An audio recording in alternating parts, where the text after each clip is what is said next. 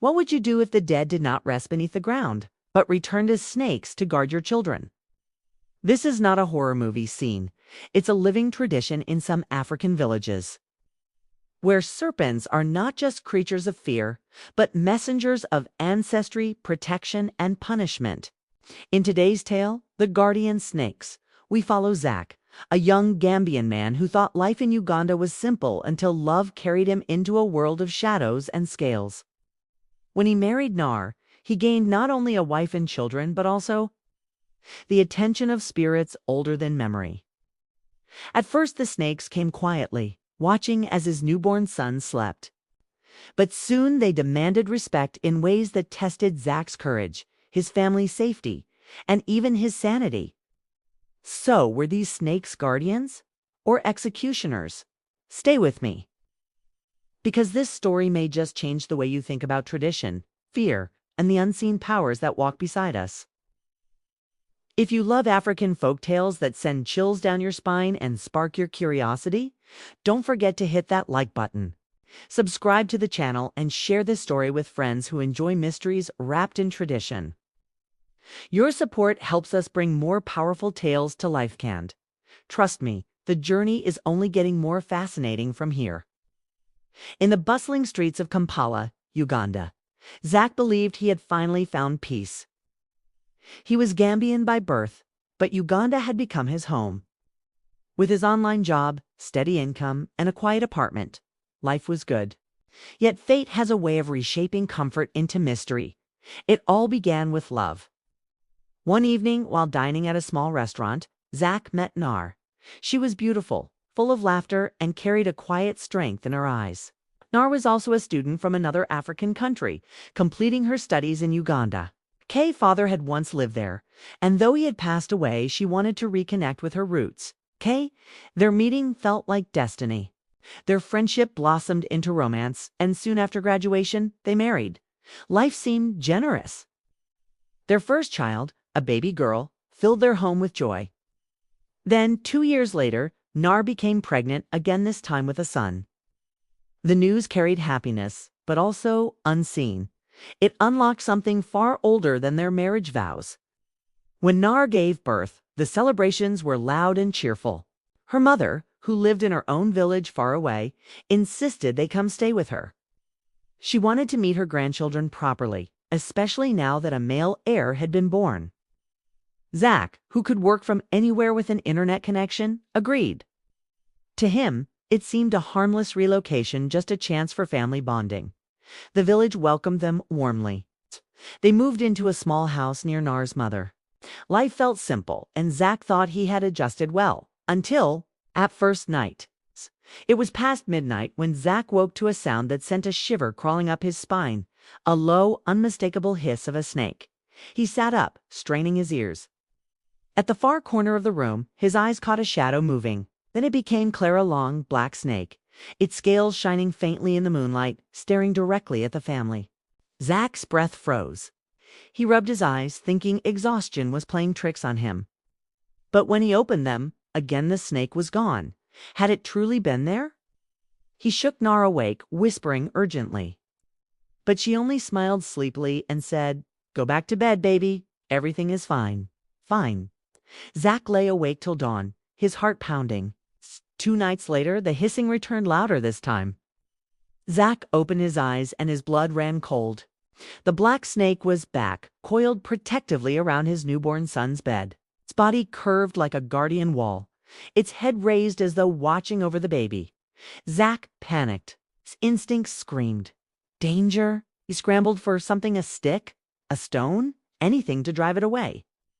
But before he found courage to strike, the snake uncoiled silently and slipped into the darkness. In the morning, Zach confronted Nar. "What is going on in this village? I've seen a giant black snake by our son's bed. And you're calm like it's nothing." Nar looked at him with patience. "Because it is nothing. It is our custom. Here, when a male child is born, our ancestors come to visit. In the form of snakes." Zach stared at her, stunned. Ancestors? Snakes? That's impossible. Human beings do not turn into serpents. But Nar's voice was gentle, almost amused. "It is our way. They come to protect the child. You should not fear them. Fear, however, is not something easily silenced." Each night, Zack tossed in bed, half asleep, waiting for the hiss. He imagined the snake wrapping itself tighter, imagined fangs sinking into his son's skin. And more than that, he felt alien in this village custom. His people did not worship snakes. In fact, they avoided them. To him, snakes were danger, not protectors. Still, he tried to endure. Days passed. The snake did not return, or at least he did not see it. Slowly, he convinced himself maybe the worst was over, until one morning, when the ordinary turned into nightmare. Zack was driving to the nearby market when he felt something shift beneath his seat. He glanced down, and there, in the moving car, another snake slithered across the floor mat. His scream nearly made him crash. He swerved off the road, jumped out, and yanked the door open. Trembling, he grabbed a heavy stick and struck until the snake lay lifeless. Breathless, Zack stood staring at the body. But his relief lasted only seconds before fear took root again. He knew deep inside that killing it was no small act. In Nar's village, killing a snake meant more than ending a reptile's life. It meant striking at an ancestor. That night, Zack began packing. "We are leaving," he told Nar, his voice sharp. She blinked at him in confusion. "Leaving? Why? What happened?" But Zack shook his head. "Don't ask. Just know we cannot stay another night here. With or without you, I am leaving." Nar's eyes filled with tears. She begged for explanation, but he said nothing. How could he confess that he had killed what her people believed to be an ancestor? That, in their eyes, he had committed something close to murder. So he fled, alone. His heart pounded as he drove away, and each time he glanced in the mirror, he swore he saw the black snake chasing his car. Behind him, Nar stood in the village, weeping. And ahead, Zack had no idea that his single act of strike of a stick against a serpent had awakened forces far beyond his understanding, and that was only the beginning. Because in Nar's world, killing a snake did not end with silence. It carried a consequence. It's a curse that could travel beyond borders, beyond reason, and even beyond the reach of medicine. And soon, Zack would learn that the guardian snakes were not so easily defied. When Zack left the village, he thought he had escaped.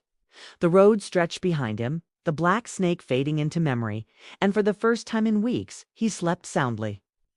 But peace is fragile when you've stirred the spirits. The next morning, his phone buzzed. It was Nar. He ignored it. Then her mother called. He ignored that too. Finally, a message arrived. "Baby, what have you done? You killed a snake in my village. That snake was not just an animal, it was an ancestor. Now we must bury it like a human, or else your family will die. We have 3 days." Zack froze. His stomach turned. He muttered aloud, "Bury a snake, like a human." He laughed bitterly, but fear crawled beneath his skin. He refused to reply. He told himself it was nonsense. Tradition, superstition, nothing more. But then his phone rang again this time. It was his younger sister back home in Gambia. Her voice trembled. "Zack, something is wrong. Daddy is in the hospital. He fell into a coma last night. Mommy is sick too. Brother Joe also collapsed.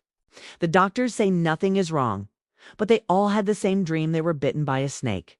Zack's world spun. His heart pounded against his ribs.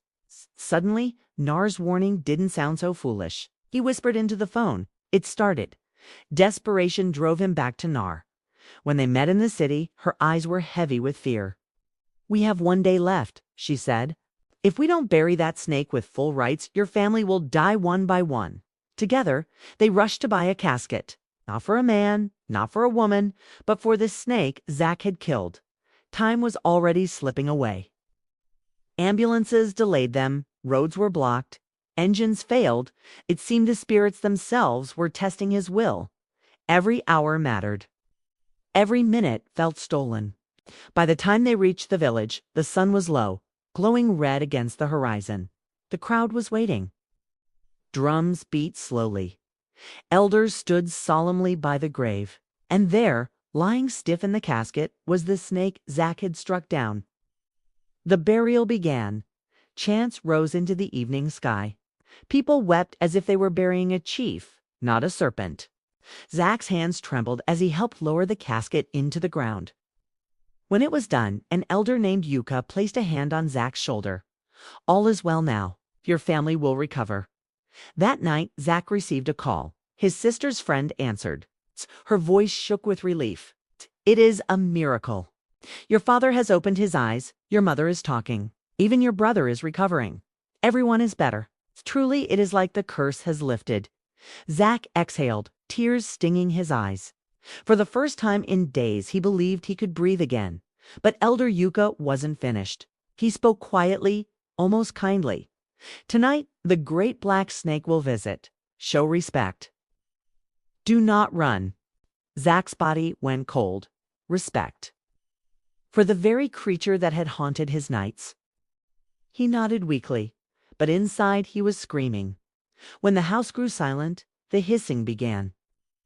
Low at first, then louder, until it rattled his bones.